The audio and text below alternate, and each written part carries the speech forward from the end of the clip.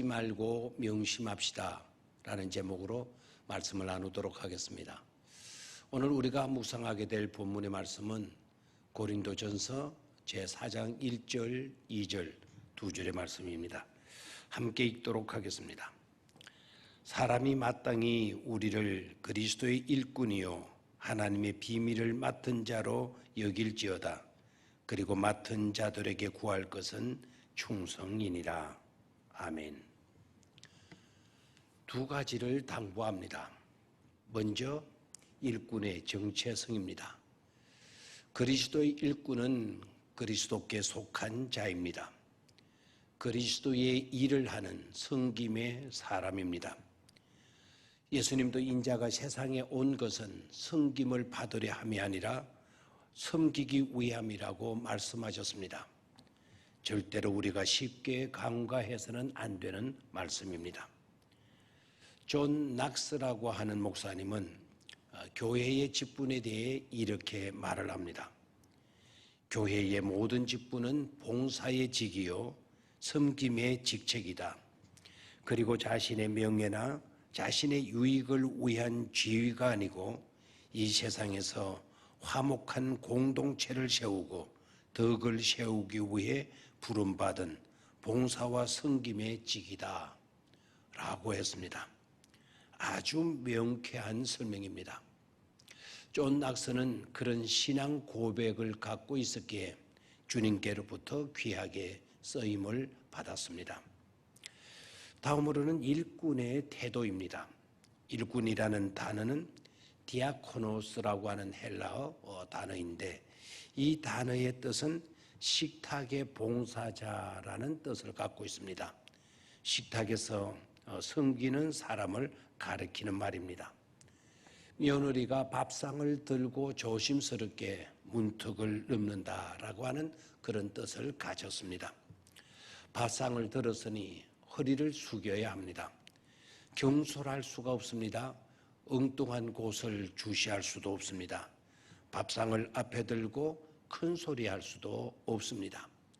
항상 조심스럽게 행동해야 하고 허리를 굽혀야 하고 침이나 머리카락이 밥상에 떨어지지 않도록 정성을 다해야 합니다.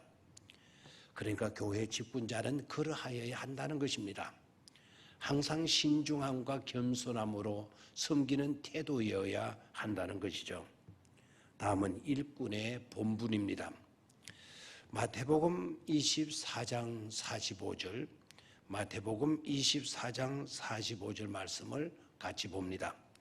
충성되고 지혜 있는 종이 되어 주인에게 그 집 사람들을 맡아 때를 따라 양식을 나눌 줄 자가 누구뇨?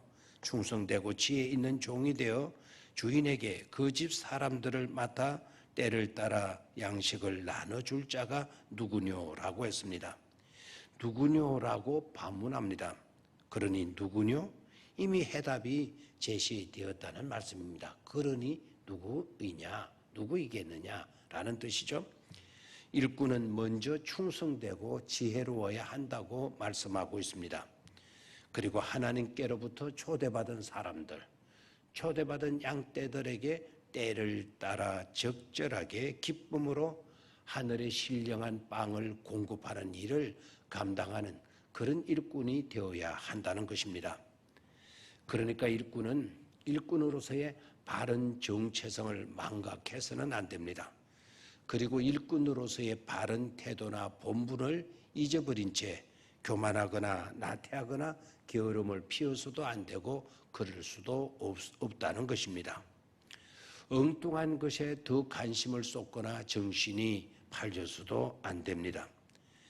그래야만 때를 따라 적절하게 양식을 공급해 줄 수 있고 충성스럽고 지혜로운 일꾼이 될 수 있습니다. 교회 안에 일은 우열이 없습니다. 차별이 없습니다. 모두가 중요합니다. 모두가 같은 그리스도인의 몸에 동등한 지체들이며 각각의 기능을 위해 중요한 것들입니다. 그런 거로 지체들의 사명은 주인이신 예수 그리스도에게 유용한 사람이 되어야 하고 주님의 몸된 교회에도 교회의 일꾼으로서 교회에 유용한 사람이 되어야 할 뿐만 아니라 이 세상에서도 하나님의 목적 성취에 도움이 되어야 함을 잊지 말아야 합니다. 잔치는 혼자 하는 일이 아니며 자기 이름을 내기 위한 것도 아닙니다. 모든 일을 함께하고 오직 주님의 이름과 그의 영광을 위해서 하는 것입니다. 또한 일꾼이 이 세상에서 사람에게도 유용한 사람이 되어야 합니다. 예수님께서는 내가 온 것은 양들로 생명을 얻고 더욱 풍성하게 하려는 것이다 라고 말씀하셨습니다. 주님은 하나님 아버지의 뜻은 이 땅에서 하나님의 초대를 받은 모든 사람들이 하나님께서 주시는 생명의 뜻과 영생하도록 솟아나는 그 생수를 통해 풍성한 삶을 누리는 데 있습니다. 그 일을 위해 이 땅에 오신 것이라는 것입니다. 바울은 이렇게 말합니다. 자신은 그리스도 때문에 어리석은 사람이 되었지만 여러분들은 그리스도 안에서 지혜 있는 사람이 되었습니다. 우리는 약하나 여러분들은 강합니다. 우리는 천대를 받고 있으나 여러분들은 영광을 누리고 있습니다 라고 했습니다. 즉 자신을 버리고 교인들 여러분들의 유익을 위하는 그런 삶을 살았다는 그런 고백을 하고 있는 것이죠. 이제 막 정치에 발을 들여놓은 한 정치인이 있었습니다.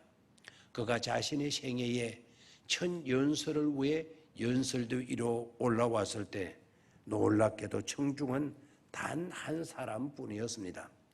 시간이 되어도 아무도 더 이상 나타나지 않게 되자 그 정치인은 자기를 쳐다보고 있는 그 한 사람의 청중에게 다가가서 이렇게 물었습니다.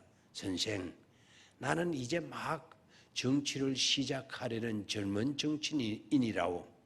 당신 생각에는 내가 오늘 여기서 연설을 하는 것이 좋겠소? 아니면 오늘 모임은 없었던 것으로 하는 것이 좋을 것 같소?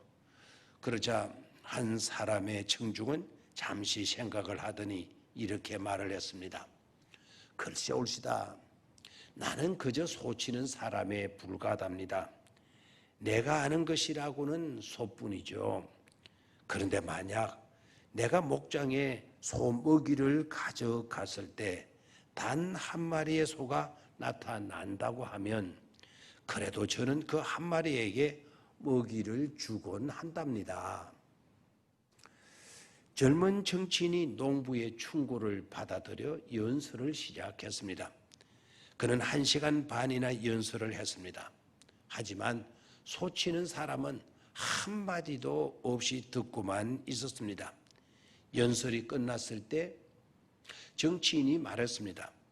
자, 드디어 끝났군. 내 연설이 어땠어요? 그러자 소치는 사람이 빙그레 웃으며 말했습니다. 말했듯이 내가 아는 것은 소뿐이랍니다. 하지만 만약 내가 소들에게 줄 먹이를 목장으로 가져갔을 때 단 한 마리의 소만 나타나면 그때 나는 이 한 마리 소에게 이 모든 먹이를 다 주어야 할 것인지를 생각하느라 잠시 머뭇거리곤 한답니다. 사람들의 아픈 마음을 헤아릴 줄 아는 사려 깊은 일꾼이야말로 사람들에게 유용한 일꾼이 될 수 있다는 것이죠. 오늘 하루 아름답게 우리에게 주어진 일들, 주님이 기뻐하실 일들 충성스럽게 감당하며 살아가는 저와 여러분들이 되시기를 바랍니다. 감사합니다.